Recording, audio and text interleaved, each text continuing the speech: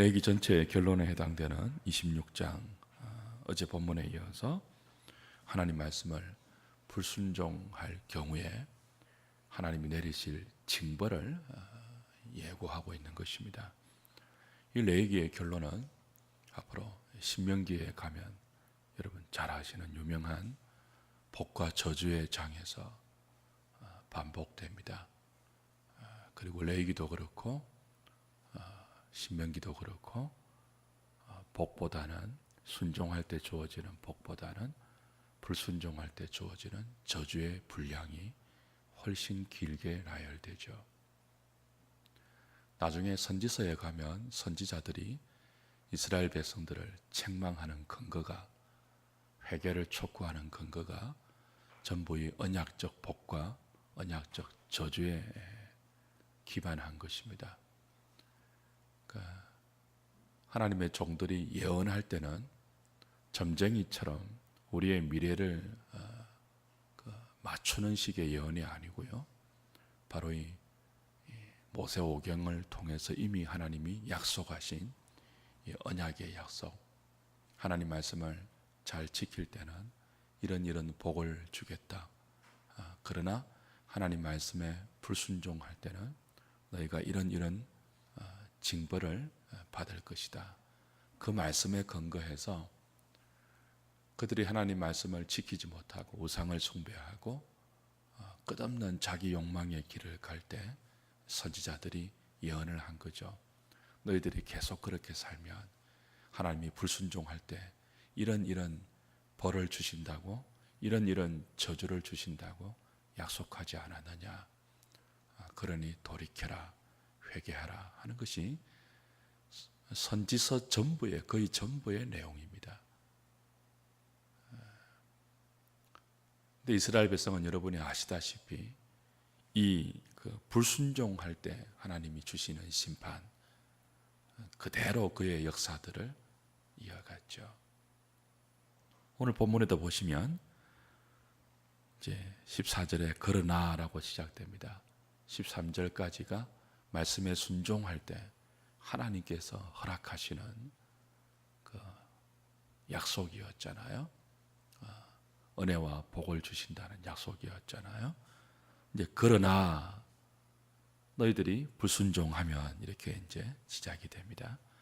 너희가 내게 청종하지 아니하여 이 모든 명령을 준행하지 아니하면 이렇게 되어 있습니다. 내가 이제 징벌할 것이다. 이렇게 되는 거죠.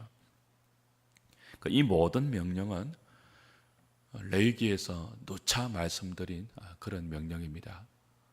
거룩하라의 강론처럼 따라 나왔던, 그들이 어떻게 거룩해야 하며 제사 드릴 때는 어떻게 거룩해야 되며 심지어 그들의 삶의 주변의 모든 영역에 있어서 먹는 것까지, 부부관계까지, 어복과 집안의 곰팡이까지 다 그렇게 하나님께서 거룩함과 정결함에 관한 법을 규례로 주셨습니다.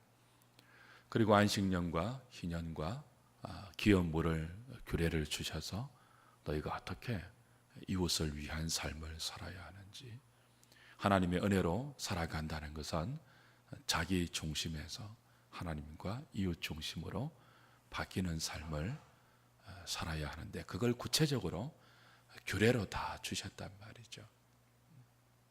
그걸 잘 지키면 복을 주신다는 게 어제 본문이었고, 오늘 본문은 그러나 이 모든 명령을 준행하지 아니할 때는, 이제 오늘 계속 본문이 청종하지 아니하고 준행하지 아니하고 그러면 내가 벌을 주는데 7배나 줄 것이다.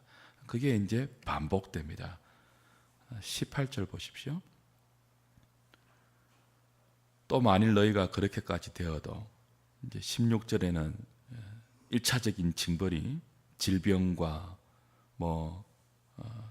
대적에게 패하는 것, 1차적인 징벌을 주는데도 18절 그렇게까지 되어도 내게 청종하지 아니하면 너희의 죄로 말미암아 내가 너희를 7배나 더 징벌하리라.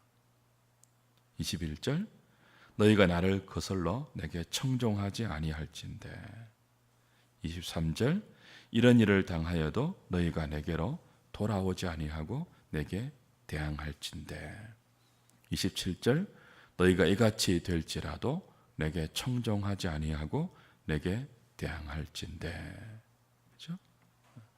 계속 하나님의 징벌이 여러 가지 형태로 주어지는데도 하나님의 말씀은 그래도 너희들이 청종하는 자리로, 하나님의 말씀을 청종하는 자리로, 하나님의 계명을 준행하고 모든 명령을 지키는 자리로 돌아오지 않는다는 거죠. 왜 이러느냐? 상상할 수 없을 정도의 괴로움을 당하거든요. 나중에는 자식의 살을 먹을 정도까지 간단 말이에요. 그리고 이제 바벨론의 포로로 잡혀가는 것을 오늘 마지막 부분에서 하나님이 예고하죠. 마지막 징벌은 70년의 바벨론 포로입니다. 거기서 그들의 힘이 다 쇠약해지고, 어제 말씀드린 것처럼 그래서 이스라엘 땅은 황무하게 되어 안식년을 지키게 될 것입니다. 그 땅이 안식하게 될 것입니다. 왜 이렇게 그들이 계속되는 하나님의 징벌만 있는 것이 아니죠. 그 와중에 얼마나 많은 하나님의 종들이 돌아오라고 외치고 하나님의 말씀을 전하고 회복을 제시합니까? 회개할 때 회복된다는 것을 제시합니까? 그래도 안 돌아온단 말이죠. 왜 그러느냐? 15절 보십시오. 왜 이렇게 하나님 말씀을 청종하지 아니하고 끝없는 징벌 속에도 하나님을 대항하느냐? 15절에 내 규례를 뭐 한다고요? 멸시하며 라고 되어 있고, 내 마음에, 너희들의 마음에 뭐라고요? 하나님의 법도를 실행하여 내 모든 계명을 준행하지 아니하며 라고 되어 있습니다. 그 하나님의 규례와 법도와 명령을 지키면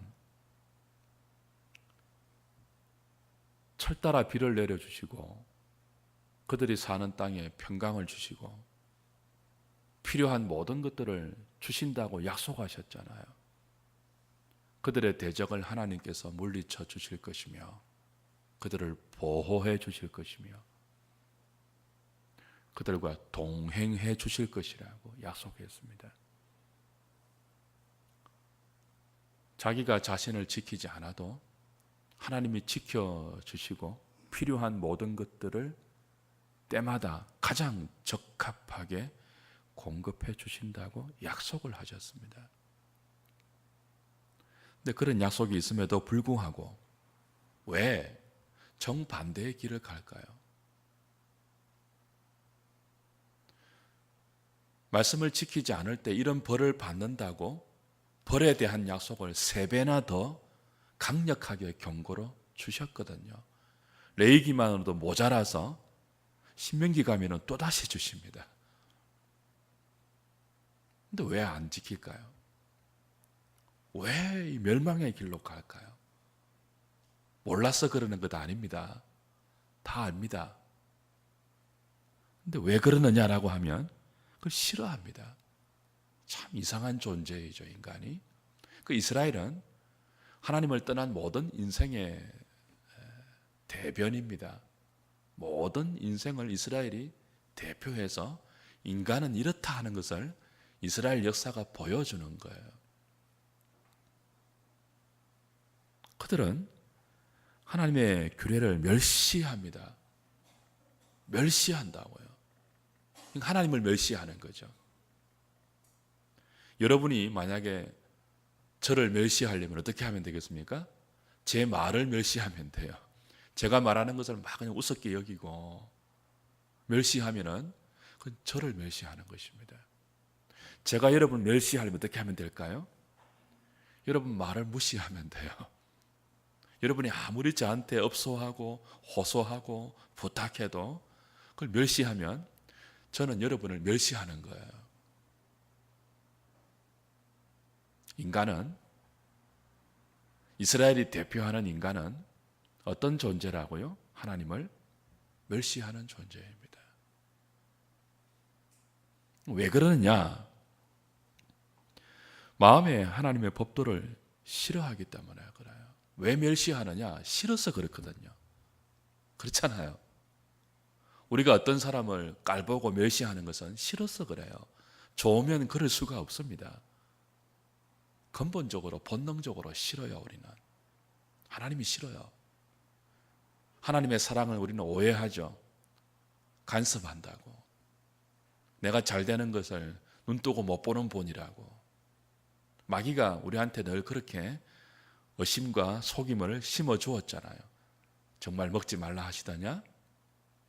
먹으면 네가 하나님처럼 되는데 하나님은 그게 싫어서 그러는 거야. 먹어. 하나님처럼 돼. 그 이후로 허물과 죄로 죽은 인간은 하나님의 복된 동행과 간섭을 싫어합니다. 하나님의 복된 간섭이 말씀이잖아요. 그분의 말씀이잖아요. 그걸 싫어한다고요. 근본적으로. 그러니 하나님 말씀을 따를 수가 없는 거죠. 싫은데요. 하나님 말씀의 핵심이 뭐였습니까? 규례의 핵심이 뭐였죠? 하나님 사랑, 이웃 사랑입니다. 이건 하나님의 형상대로 인간을 지으신 인생의 방향과 원래의 목적이었죠. 하나님 사랑, 이웃 사랑. 우리 인간론 할 때 배웠죠. 하나님의 형상이 뭐냐? 강의적인 형상, 협의적인 형상 다 배웠죠. 하나님이 부여하신 모든 특출한 재능을 가지고 하나님을 사랑하고 이웃을 사랑하고 살도록 하나님은 지으셨습니다. 인생을 본디 그렇게 지었습니다. 하나님을 영화롭게 하고 영원토록 그를 즐거워하도록. 그리고 같은 하나님의 형상으로 지음받은 인간을, 이웃을 내 몸처럼 사랑하도록. 그것이 우리의 안식이고 그것이 우리의 생명이 되도록 그렇게 지었다고요. 근데 죄는 그것을 다 깨트려 버렸죠. 그래서 하나님 사랑, 이웃 사랑의 이 중심, 하나님의 형상이 우리에게 지시하는 중심을 완전히 왜곡시켜 버렸죠. 어떻게 했다고 했죠? 끝없는 자기 중심으로 왜곡시켜 버렸어요. 그게 죄입니다. 성경이 말하는 죄예요. 첫째도 자기, 둘째도 자기, 셋째도 자기예요. 자기를 위해서 존재하는 것입니다. 죄죠. 그래서 이웃도 자기를 위해서 동원하고 이용하죠. 우린 다른 사람을 자기의 유익을 위해서 이용합니다. 심지어 하나님까지 이용합니다. 그게 죄입니다.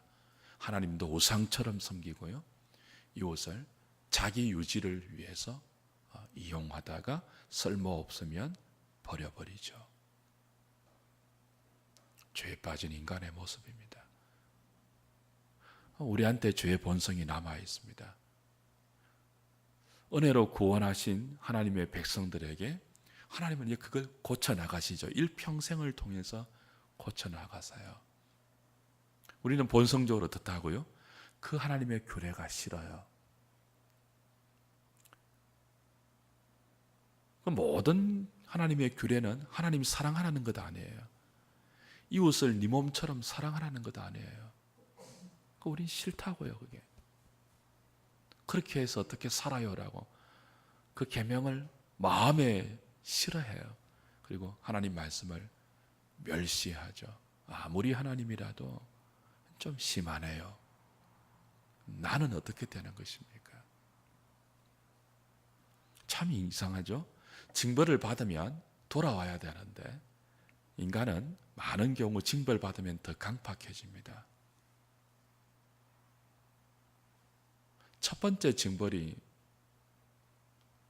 질병입니다. 질병. 몸에 병이 드는 거예요. 이걸 문자적으로 다 지금 적용할 수는 없겠지만 사람이 병들면 정신을 차려야 되잖아요.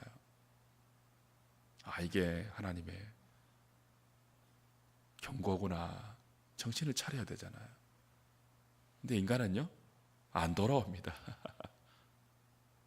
어디까지 간다고 했죠? 자기 자식을 자기가 잡아먹는 자리까지 가요. 근데도 안 돌아와요.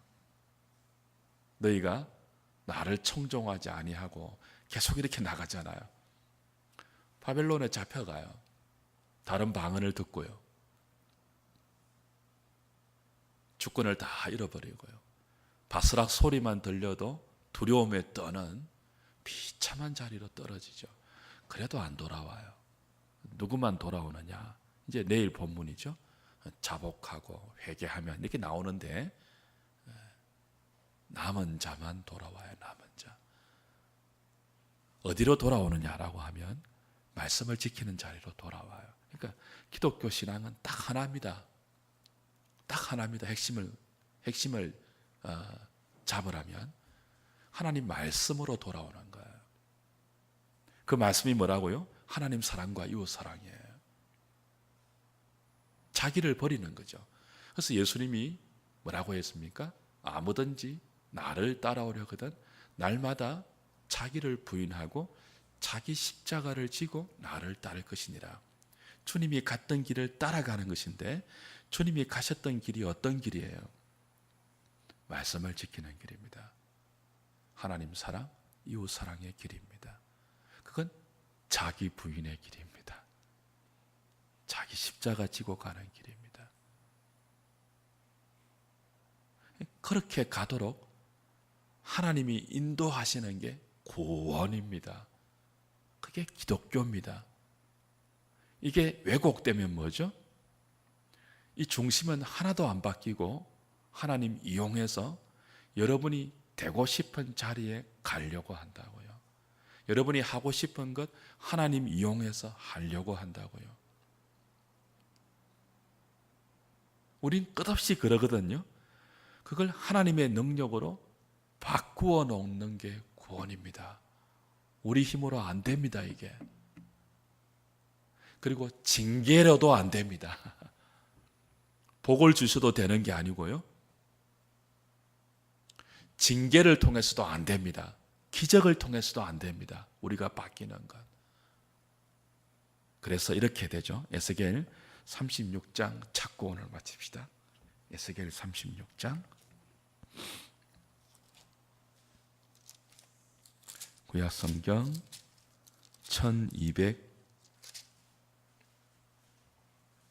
1209페이지 보세요.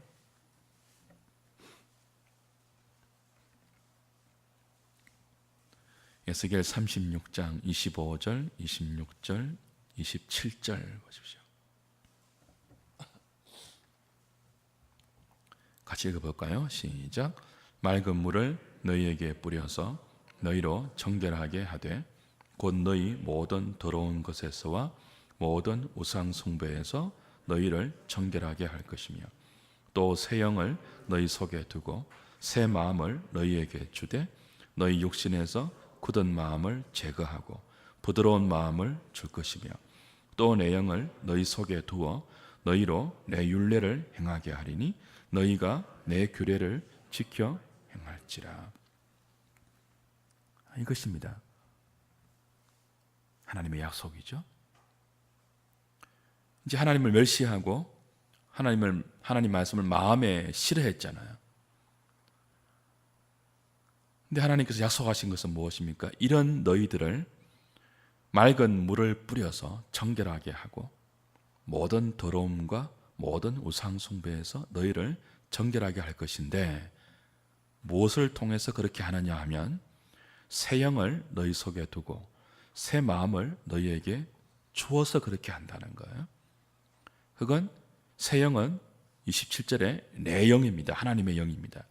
하나님의 영을 너희 속에 두어서 너희 굳은 마음을 제거하고 부드러운 마음을 주어 너희로 내 율례를 행하게 하고 내 규례를 지켜 행하게 하겠다. 그래요. 우리가 어떤 존재라고요? 하나님 멸시한다고요. 하나님 말씀을 멸시해요. 마음으로부터 하나님 말씀을 싫어해요. 본성적으로 싫어해요. 근데 구원이 뭐라고요? 이런 우리에게 하나님의 영이 들어오는 거예요. 그래서 우리의 마음을 성령이 바꾸어 놓는 거예요. 그래서 우리의 마음이 부드러운 마음이 되어서 하나님 율례를 좋아하는 마음으로 하나님이 역사하시는 것입니다. 신자의 평생은 이리로 가는 거예요. 이리로. 예수님이 왜 오셨다고요? 성령을 주시기 위해서 오셨습니다. 예수님의 십자가를 단편적으로 보시면 안 되고요. 예수님의 대속이 성육신, 십자가의 죽음, 부활하심, 그리고 성령을 보내시고 다시 오심이에요. 이게 구속사 사건입니다. 그 중에 하나만 뽑아서 구속사라고 할 수 없습니다. 이게 전부 통일된 구속사예요. 성육신 하셔서 십자가에 죽으시고 부활하시고 그리고 성천하시고 성령을 보내시고 재림하시는 것, 이까지가 구속사입니다. 예수님이 오셔서 우리의 죄를 짊어지시고 십자가에 죽으시고 부활하신 것은 성령을 보내기 위해서입니다. 우리의 죄를 제거하지 아니하면 성령이 오실 수가 없거든요. 우리에게 우리를 성전 삼아 성전 대신 그분이 육신으로 오셔서 우리에게 장막을 치고 오셔서 우리 죄를 처리하기 위해서 십자가에 죽으시고 부활하셔서 성천하시고 아버지와 더불어 성령을 주신다고요. 성령을. 왜 주시죠? 마음을 부드럽게 하고 마음으로부터 하나님 말씀을 멸시하고 싫어하는 우리를 바꾸어서 하나님의 규례를 좋아하도록 만드시는 거죠. 그분이요, 성령께서. 사실 삼위 하나님이 같이 하시는 것이지만 이게 구원입니다. 구원. 그래서 여러분은 그걸 기대하시고 늘 기도하시고 사모하셔야 돼요. 우리는 강박합니다. 하나님이 내버려 두시면 아무도 하나님 사랑, 이웃 사랑에 그 모든 핵심이 농축되어 있고 녹아있는 규례를 좋아하거나 지키지 않습니다. 해도 억지로 하겠죠. 억지로 몇 번 하다가 에이 안 되네라고 하면서 또 자기 길을 가겠죠. 우리 인간이 그렇지 않습니까? 여러분의 삶이 그렇지 않습니까? 근데 이런 우리를, 이게 이제 택한 자의 복이에요. 이런 우리를 포기하지 아니하시고 우리의 본성대로 버려두지 아니하시고 하나님을 싫어하는 이 본성대로 버려두지 아니하시고 예수님까지 보내고 성령님까지 보내셔서 우리를 바꾸시는 것이 구원입니다. 여러분을 다른 사람보다 잘되게 하는 게 구원이 아니고 우리를 바꾸는 게 구원이에요. 그러니 이제 우리는 그 하나님의 손에 잡힌 거죠. 우리 일생이 그렇게 될 겁니다. 기대하세요. 이게 이제 우리 야고보서에서 배우는 것 아닙니까? 여러 시험을 당하거든 온전히 기뻐하라. 왜요? 그 시험을 통하여 너희의 믿음이 검증되고 너희가 만들어내지 못하는 인내를 하나님이 만들어내셔서 너희로 하여금 온전하고 구비하여 조금도 부족함이 없는 자리로 이끌어 가실 것이다. 그걸 보면서 기뻐하라는 거예요. 여러 시험을 당할 때. 누가 하신다고요? 하나님이 하시거든요. 그 이번 주 이제 야고보서 본문에 이게 나옵니다. 마음에 심긴 돌을 온유히 받아. 이게 하나님의 구원이거든요. 그 성령이 하시는 것이거든요. 하나님의 택한 백성을 그렇게 하겠다는 거예요. 우리가 해야 될 일이 무엇입니까? 이 말씀을 전하는 거죠. 하나님의 구원의 방도가 말씀입니다. 그리고 구원은 그 말씀을 우리가 기꺼이 받도록, 온유하게 받도록 하나님이 우리 가운데 역사하시는 것입니다. 성령께서 역사하시는 거예요.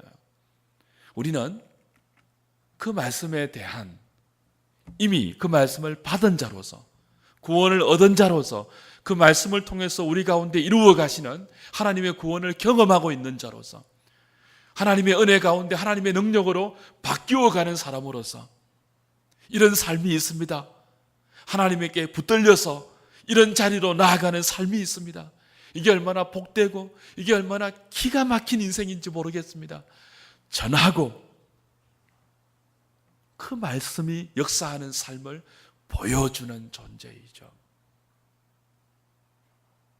기대하십시오. 놀랍게 변화시킬 것입니다. 그게 우리의 살아온 나날들 아닙니까? 우리 어제하고 다르잖아요. 작년하고 다르잖아요. 저는 그걸 보거든요. 택한 자가 아니면 끝까지 강팍합니다. 어떤 복을 주고 어떤 심판을 주어도 끝까지 자기 중심으로 삽니다. 교회 다녀도 성령의 은혜를 못 받으면 불택자들은 버려둠을 당하죠. 더럽게 살도록, 부끄럽게 살도록, 하나님 없는 마음대로 살도록. 근데 택한 자들은요, 간섭하고 또 간섭하고 또 징벌하고 어떻게 하든지 간에 돌아오도록 만드십니다. 말씀으로 돌아오도록 만드십니다. 여러분의 인생이 그거 아닙니까? 저는 그거 봅니다. 저한테 늘 고백하는 목회하다 보면은 그 연속이거든요. 어떤 사람은 그렇게 피눈물 맺히도록 말씀 붙들고 기도하고 전해도 안 들어요. 눈 하나 깜빡하지 않아요. 근데 어떤 분들은요, 놀랍게 돌아옵니다. 놀랍게 변해요. 사람이 하지 못하는 그 변화를 만들어낸다고요. 울면서 고백하죠. 하나님이 정말 놀랍다고. 누구도 하지 못했던 일들을 자기 인생 가운데 하나님이 행하시면서 자기를 이렇게 이끌어 가신다고. 목사님, 너무 놀라워요. 저는 그걸 보죠. 그래서 낭망하다가 다시 힘을 얻고 말씀을 전하는 자리로 돌아오곤 하죠. 사랑하는 여러분, 여러분 주위에 있는 많은 하나님의 사람들이 있고 여러분도 그렇게 바뀌어 가실 것입니다. 그 자리로 우리가 새가족, 우리 하누리 가족 총추석주의를 하면서 우리 믿지 않는 불신 가족에게 그 복음을 전하는 거예요. 그리고 우리의 지인들에게 그걸 전하는 거예요. 그리고 예배 자리에 초대해서 그걸 함께 사모하면서 그런 인생 되기를 하나님께 구하는 거죠. 우리로는 못하는 것을 하나님이 하시는 것, 그 놀라운 구원의 그 역사 속에 저와 여러분들이 있다는 것을 오늘 감사드리고, 하나님 그 은혜 가운데 우리가 붙들려 오늘도 이 놀라운 변화의 하루를 살아가겠습니다. 기도하시고 주 앞에 머무는 하루 될 수 있기를 바랍니다.